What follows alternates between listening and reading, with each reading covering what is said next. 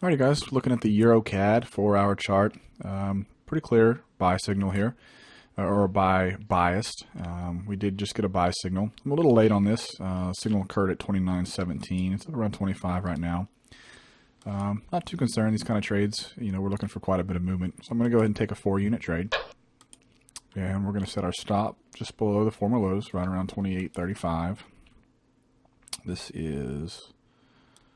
Let's see, the Euro CAD trade.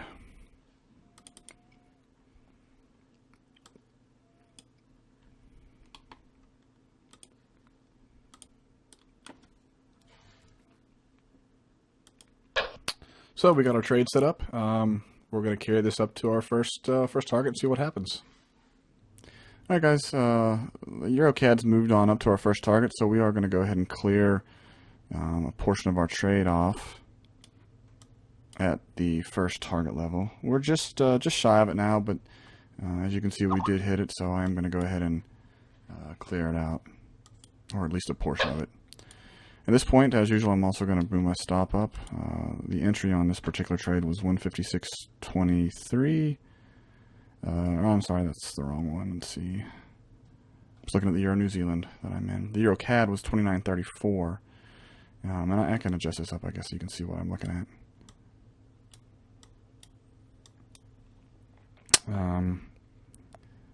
The Euro CAD is here, and we just closed out 1 unit, so I'm going to adjust the stop loss up to 129.36.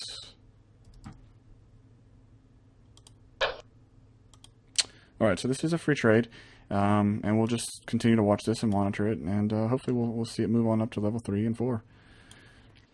Alright, so we're looking at the Euro CAD here, and it's moved on up to the second level, and per our plan, we are going to go ahead and clear out a portion. We did clear out at level 1 a portion, and now we're getting ready to clear out a little more at level 2. So that being said, let me go ahead and clear out 1 more unit. And as the market continues, we will continue to take profit. Alright guys, so we're looking at the Euro CAD, and the market's moved up pretty nicely, but we've kind of stalled here towards the top.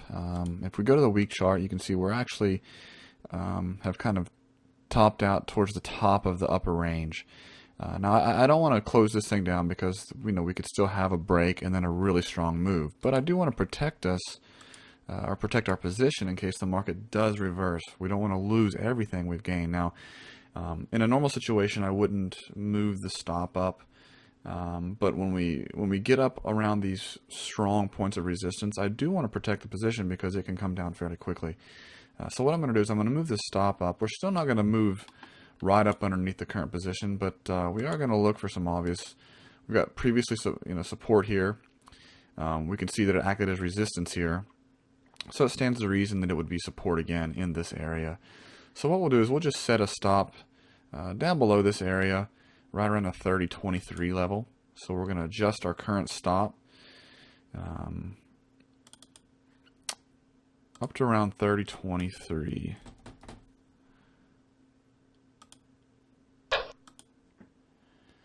Alright guys, so the Euro CAD is just broke on up to our third level, so I'm going to go ahead and clear out another unit. We're going to clear out 1 unit, which will leave us with 1 unit in. We're not right on the level, but we're pretty darn close, so it's good enough for me. We're at 34.13 on the buy side, and the level's at 34.20. Again, not going to squabble over a few pips here or there.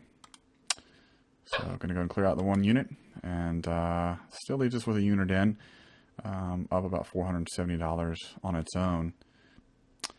Alright guys, we're back looking at the Euro CAD trade, and as you can see, the market has moved up to our 4th level target. It's not quite there yet. It's at 98 is our target, and the market's around 83. But I am going to go and clear it out just because this is a fairly large spread, so the buy side is getting up there. You can see currently there's about $642 in profit on the 1 remaining mini lot left. So we're going to go and close that down. Just about 10 pips away from our target, and call it a day. We can take a look here at